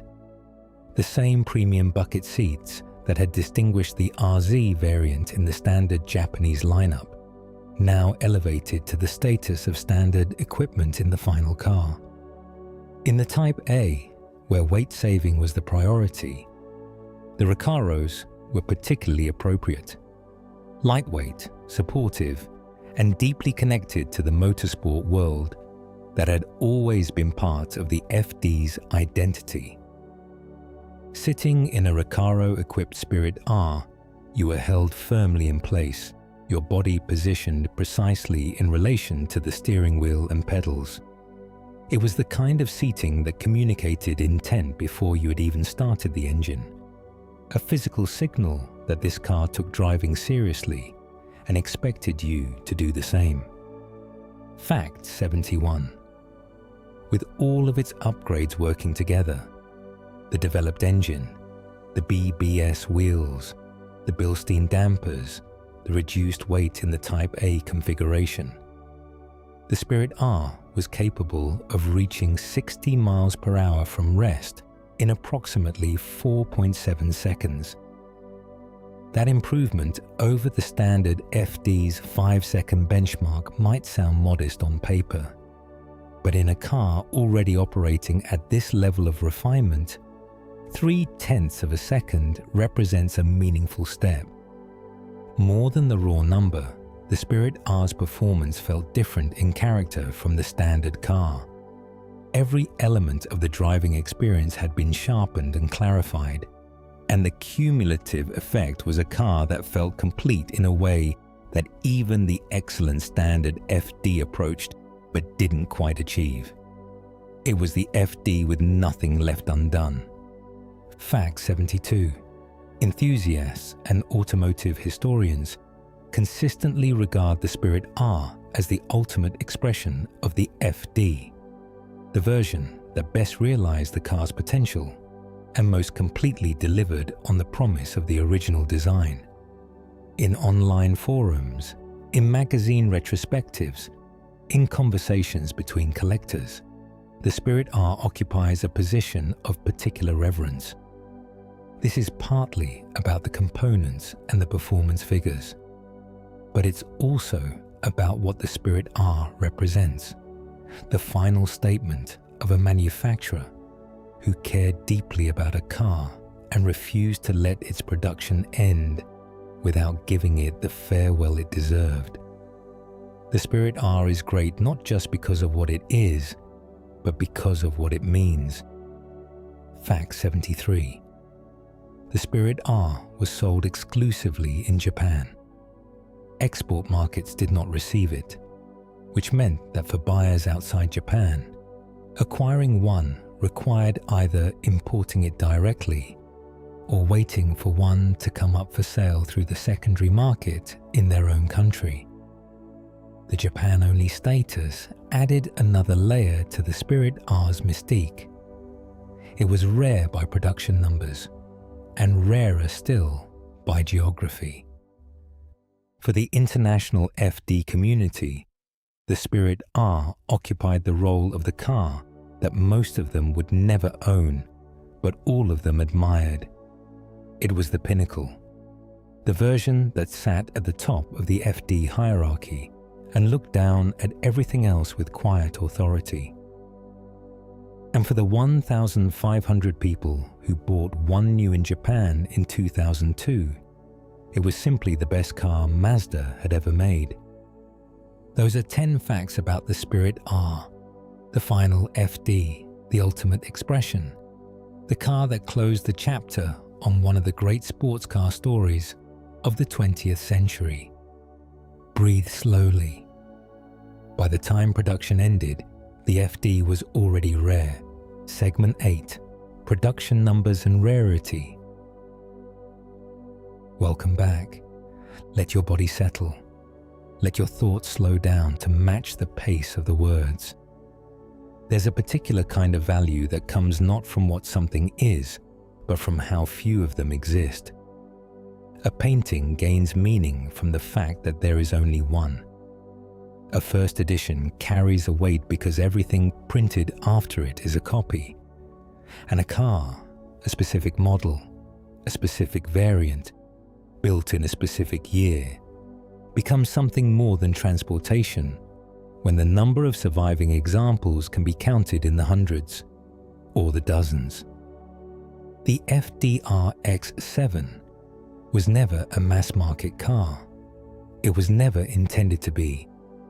But even within the context of a deliberately limited production run, some of the numbers tell a story of rarity that surprises even people who think they already know this car well.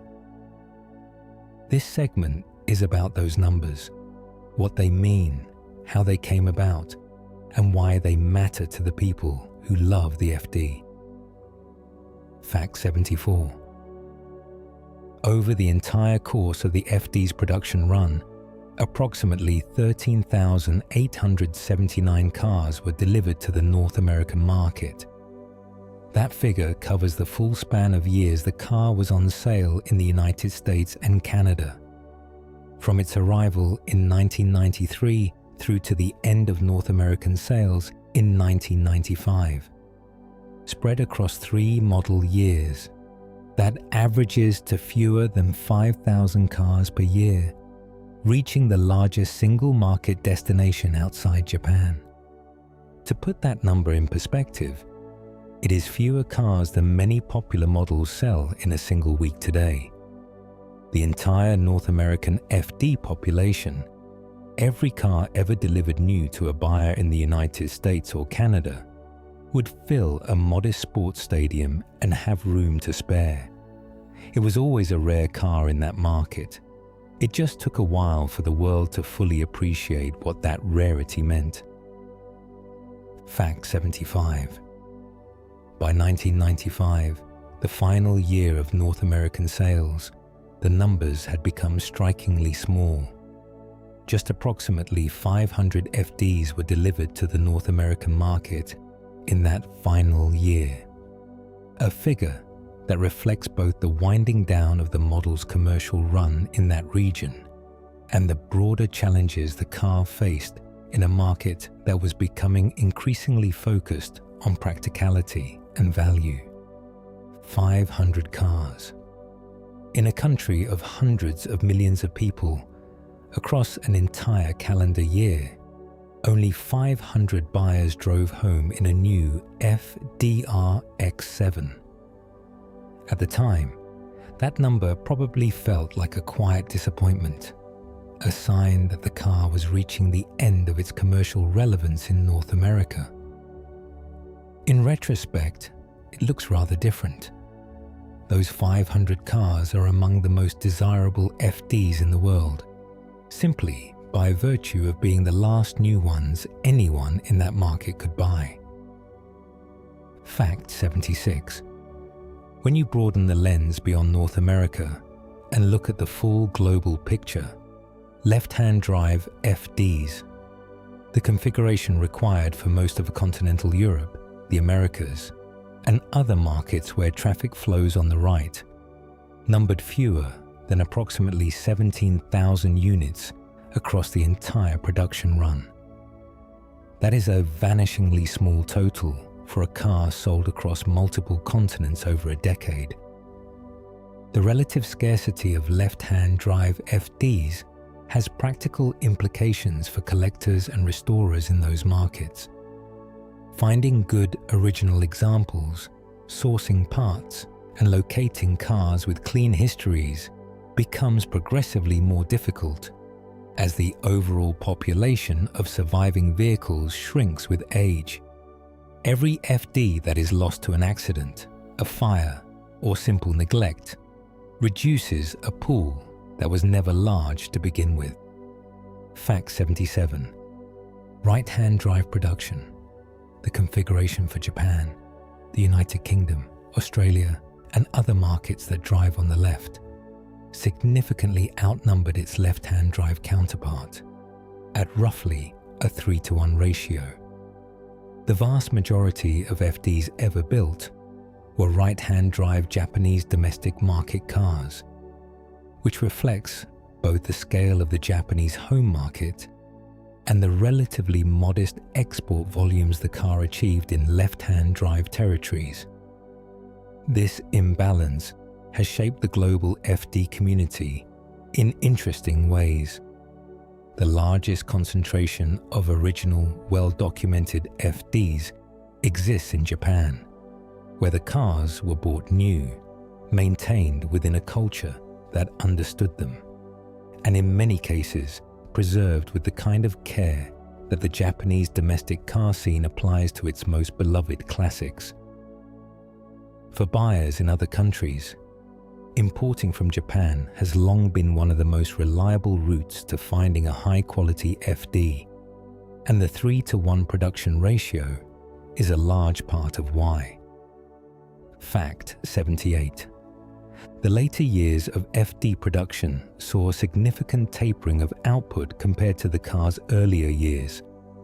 As the model approached the end of its run, annual production volumes declined steadily, a natural consequence of a car that was aging in the market, facing new competition, and reaching the end of its planned commercial life cycle. This tapering means that late production FDs are, in many cases, rarer than their earlier counterparts simply by virtue of the mathematics of how many were made. A car from the final years of production may have been built in quantities a fraction of what the same model sold in its peak years, making low-volume, late-series examples genuinely uncommon, even within the already small total FD population. Fact 79. Of all the production numbers associated with the FD, perhaps the most striking is this one. In 1995, the final year of North American sales, just 57 examples of the R2 trim were delivered to buyers in that market. 57, not 500, not 5,000. 57 cars spread across an entire country in an entire year. The R2, as we discussed earlier, was the most focused and track-oriented of the American market trims. A car that asked its owner to accept a degree of austerity in exchange for the sharpest possible driving experience. It was not for everyone, and the sales figures confirmed that it found very few buyers in its final year.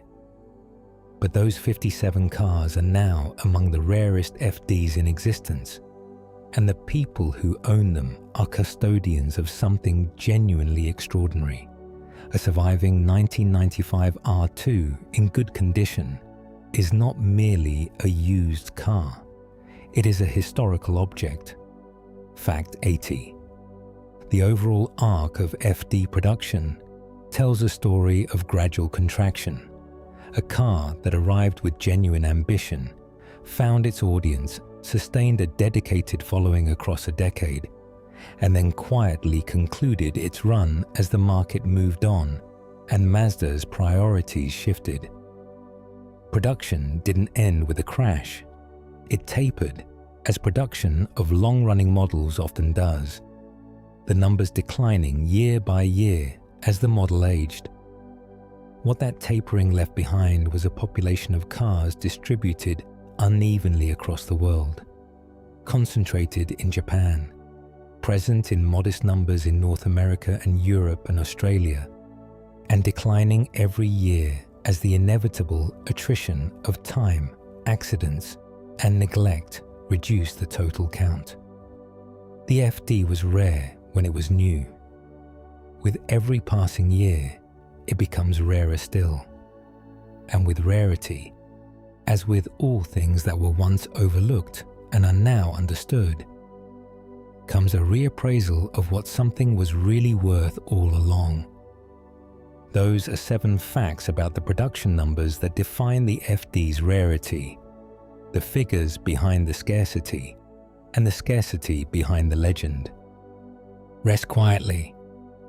Then the world realized what the FD really was. Segment 9. Modern Legacy and Collector Status. Welcome back. This is the final segment. So if you're still with us, truly still with us, thank you for spending this time with us and with this car. And if you've been drifting in and out, that's exactly as it should be. Let the words come and go like they always have. We've traveled a long way together through the story of the FD RX-7. We started at the very beginning. The origins, the name, the factory in Hiroshima. We looked at the design, the engine, the driving experience. We explored the trims and the special editions, spent time with the Spirit R, and sat with the quiet astonishment of the production numbers. Now we arrive at the final chapter, not the end of the car's story, because the FD story is still very much being written, but the chapter about what it has become and what it means today. Fact 81. The market value of the FD RX-7 has risen by over 360% in recent years, a figure that would have seemed extraordinary to anyone who bought one of these cars in the early 2000s, when they could be found for modest sums and were often regarded as affordable usage sports cars rather than appreciating assets. The trajectory of FD values over the past decade has been one of the most dramatic in the modern collector car market, a sustained and seemingly unrelenting climb that shows no serious signs of reversing. This kind of appreciation doesn't happen by accident. It is the product of a generation of enthusiasts reaching the point in their lives where they have the means to buy the cars they dreamed about as teenagers, combined with a supply that is fixed and slowly diminishing, combined with a quality of car that genuinely deserves the attention it is receiving. The market, in the end, is simply agreeing with what the drivers always knew. Fact 82. At auction, exceptional FD examples have commanded prices that would have seemed unimaginable even 10 years ago. Well-documented, low-mileage examples, particularly Japanese domestic market cars with clean histories and original specifications, have crossed the block at figures that place them firmly in the company of acknowledged classics from Europe and America. The auction results have, in turn, drawn wider attention to the FD, introducing it to collectors who might not have previously considered Japanese sports cars as serious investment vehicles. Each record-setting auction result shifts the perception of the FD a little further, in the direction it has been traveling for years, from appreciated sports car to acknowledged icon. The prices are not the point in themselves, but they are evidence of the point, which is that the world has caught up with what enthusiasts always understood about this car. Fact 83. Among the most famous FDs in existence is the car driven by Vin Diesel's character in the original Fast and Furious film, a heavily modified, vividly orange example that became one of the most recognizable movie cars of its generation. That specific car sold at auction for approximately $1.2 million, a figure that reflects not just the value of the FD itself, but the cultural weight of the film and the character it is associated with. The Fast and Furious connection introduced the FD to an audience that went well beyond the traditional sports car community. For millions of people around the world, that orange RX-7 was their first real encounter with the car, a cinematic introduction that lodged the image of the FD firmly in popular culture. Many of those people grew up, developed a deeper interest in cars, and eventually found their way back to the RX-7 as buyers and enthusiasts. The film did for the FD what Gran Turismo had done a few years earlier, made it famous to people who hadn't yet had the chance to fall in love with it properly. Fact 84. Within the collector community, the Spirit R has achieved what might be called blue chip status, a term borrowed from the investment world to describe assets of unimpeachable quality and consistent long-term value. A Spirit R in good condition, properly documented, and with a verifiable history, is regarded as one of the safest and most desirable acquisitions in the modern Japanese collector car market. The blue chip designation reflects everything we discussed in the Spirit R segment: the limited production, the exceptional specification, the significance of being the final and greatest FD. But it also reflects something more general. The market has decided that the Spirit R represents the pinnacle of a car that is itself regarded as a pinnacle. It is the best version of one of the best cars ever made from a country that was, for a period in the late 20th century, making some of the best cars in the world. Fact 85. The aftermarket ecosystem that has grown up around the FD RX-7 is vast, mature, and deeply knowledgeable. Suppliers around the world produce replacement parts, performance upgrades, and restoration components for almost every aspect of the car, from engine internals and turbocharger components through to body panels, interior trim pieces, and suspension hardware. The breadth of what is available reflects the scale and dedication of the global FD community, and it means that keeping these cars on the road is more achievable today than it might otherwise have been for a car of this age. The existence of a strong aftermarket is one of the factors that allows classic cars to survive long term. Without replacement parts, even the best maintained example eventually reaches a point where mechanical failures cannot be addressed.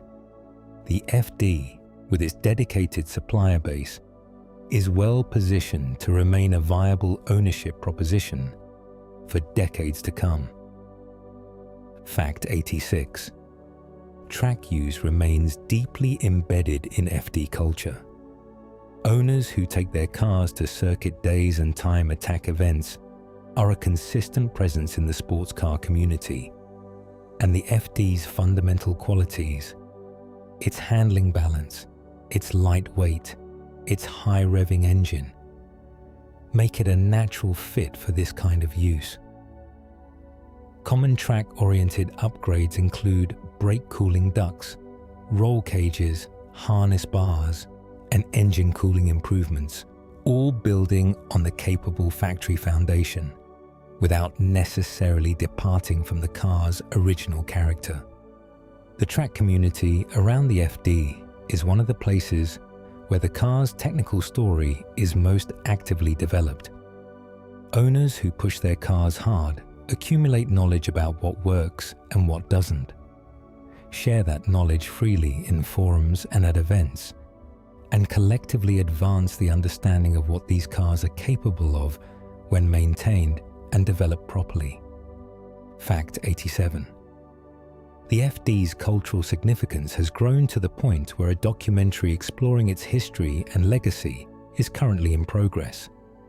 A long-form film project aimed at capturing the full story of the car, from its development through to its present-day status as a collector icon.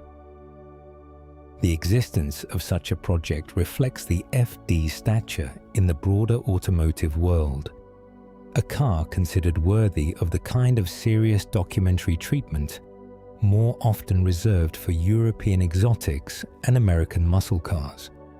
For the community that has loved the FD for decades, a documentary feels like overdue recognition.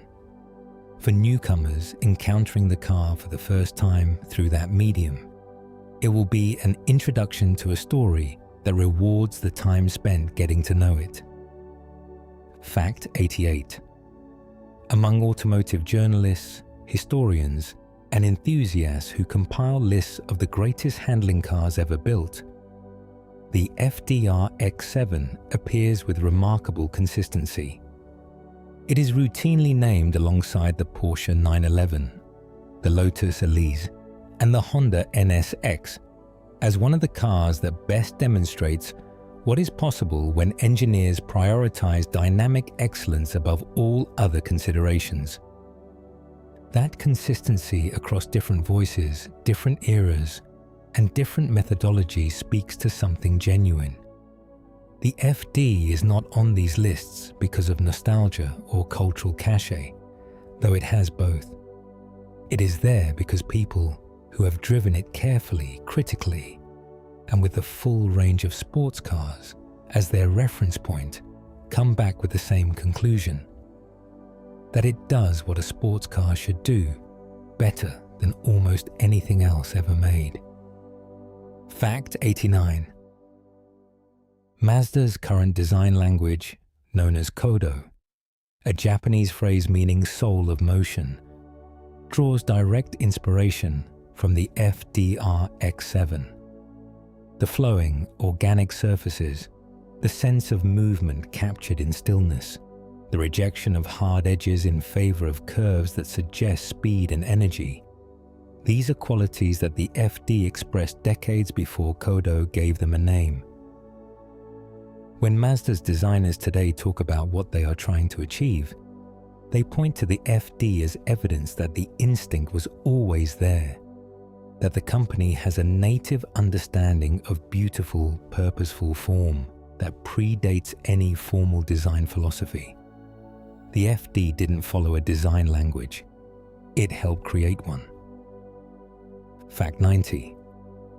Within Mazda's own history and corporate identity, the FD RX-7 occupies the status of a halo car, one of a small number of models that define the brand's capabilities and ambitions at a particular moment, and whose influence extended far beyond their own sales figures. Halo cars earn their designation not by being the most popular or the most profitable, but by being the most aspirational. The cars that made people feel something about the brand, and that raised the perceived quality of everything else the company made. The FD performed this function brilliantly. It told the world that Mazda was capable of producing a genuine world-class sports car, technically adventurous, beautifully designed, and dynamically exceptional. That message benefited every other Mazda on the road during those years, and its echo can still be heard in how the brand presents itself today. Fact 91. The FD's following worldwide is one of the most devoted and tightly knit of any sports car community. Owners' clubs exist on every continent where the car was sold.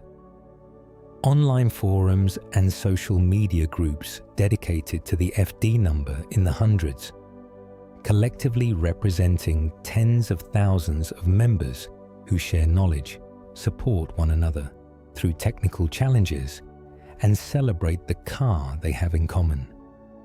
What distinguishes the FD community from many other enthusiast groups is the depth of technical knowledge it contains. Because the car demands attention and rewards understanding, its owners tend to develop genuine expertise about the engine, the suspension, the history, the variants. Spending time in an FD forum is an education in the car delivered by people who have learned through ownership and experience, and the quality of information freely shared is extraordinary. Fact 92. The FD's position as a JDM icon, a defining representative of the golden era of Japanese domestic market sports cars, is secure and seemingly permanent. In the conversation about what that era produced, the FD belongs at the very top table, alongside the Nissan Skyline GT-R R34, the Toyota Supra MK4, and the Honda NSX. These are the cars that defined a moment when Japanese engineering and Japanese design ambition were operating at their absolute peak, and the FD stands among them without apology. The JDM icon status brings with it a cultural weight that transcends the car's physical reality. An FD is not just a car. It is a symbol of a time, a place, and a philosophy.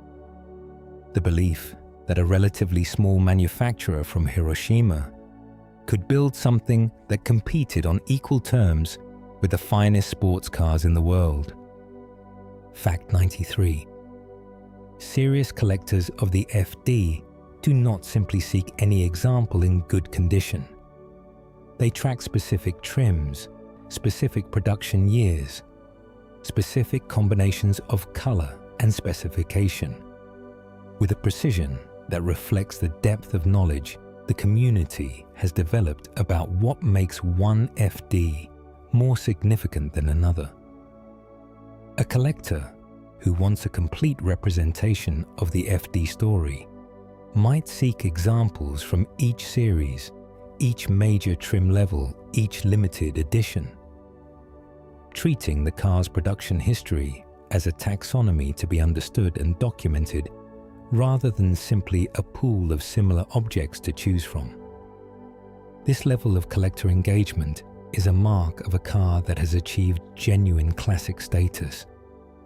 It happens with the great European sports cars, with American muscle cars of specific years and configurations, and now, unambiguously, with the FD RX-7.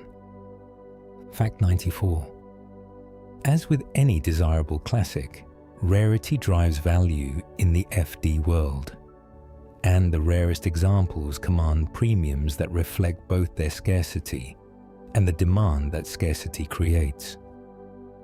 The combination of low production numbers, significant age, and the natural attrition of time means that the pool of high-quality original examples shrinks every year, and prices respond accordingly. Collectors who entered the market early, who bought FDs when they were affordable, use sports cars rather than appreciating classics, are sitting on investments that have outperformed almost any conventional financial asset of the same period. Those who come to the market now face a very different calculation, but the direction of travel seems clear enough that many are willing to make it anyway. Fact 95.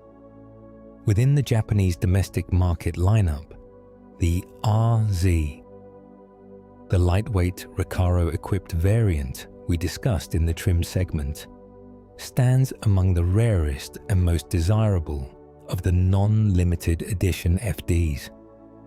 Its combination of factory weight reduction and premium seating, combined with relatively modest production numbers, has made it a particular focus of collector attention in recent years.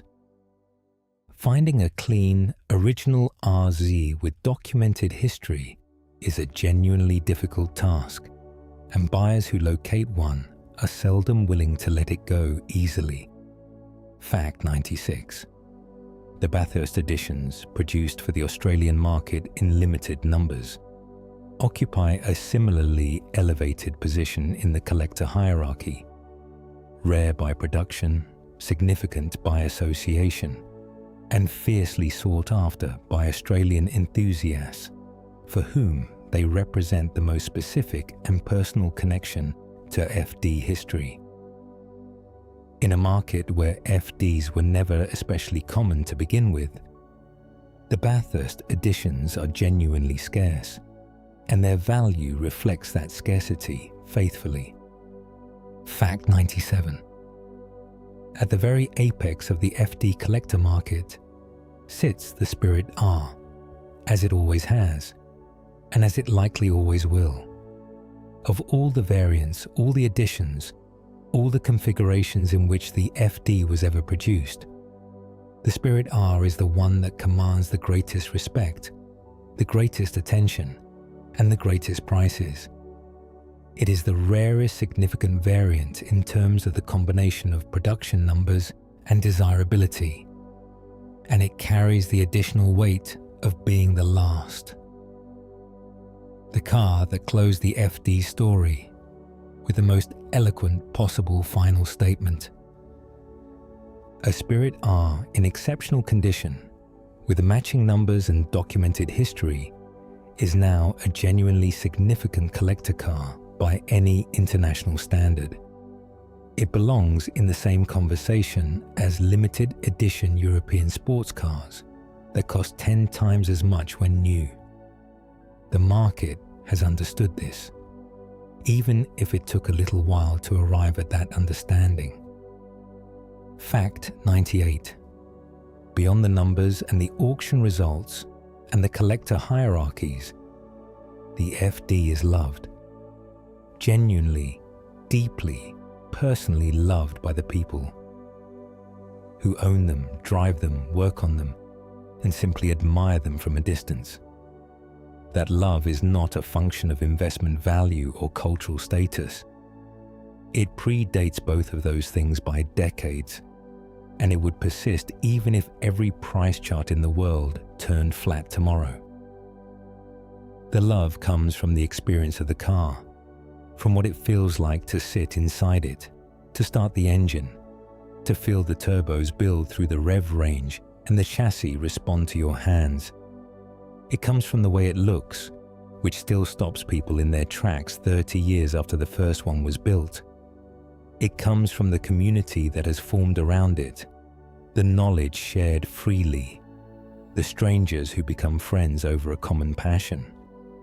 The FD earns its place in people's hearts through merit, and the affection it generates is proportionate to that merit. Fact 99. The rotary engine, the 13B-REW, the Wankel, the spinning triangle, is central to everything that makes the FD unique. It is why the car looks the way it does, handles the way it does, sounds the way it does, and feels the way it does.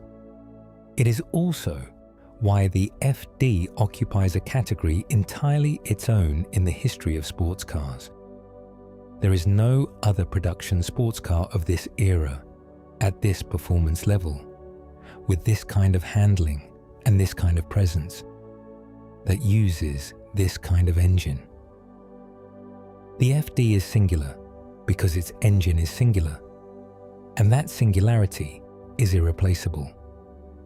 In a world that has moved decisively toward turbocharged piston engines and is now moving with equal decisiveness toward electrification, the rotary is a road not taken, a technology that peaked in the FD and has not been repeated in quite the same way since. That makes the FD not just a great car, but a unique artifact of a particular moment in the history of engineering, when one company had the courage and the creativity to do something completely different, and the skill to do it this well. Fact 100. The Mazda FD RX-7 is one of the most legendary Japanese sports cars ever built. That is not a claim that requires much defense at this point in the story. We have spent this entire video building the case, fact by fact, segment by segment, the origins, the design, the engine, the driving experience, the variants, the final edition, the rarity, the legacy. Everything has led here to this last fact, which is really just a summary of everything that came before it. A car from a mid-sized manufacturer in Hiroshima, powered by an engine that the rest of the world had largely decided was impractical, styled with a beauty that stopped conversations and started them again with different words, engineered with a precision and a balance that put it alongside the finest sports cars on earth, built in small numbers, sold quietly, and then watched over the decades as the world gradually, and then all at once, understood what it was. The FD RX-7 is one of the most legendary Japanese sports cars ever built. And if you've stayed with us all this way, through 100 facts, through 9 segments, through hours of quiet and words, and the slow drift towards sleep, then somewhere, in whatever part of you is still listening, you understand why. Thank you for spending this time with us and with the FD. Rest now.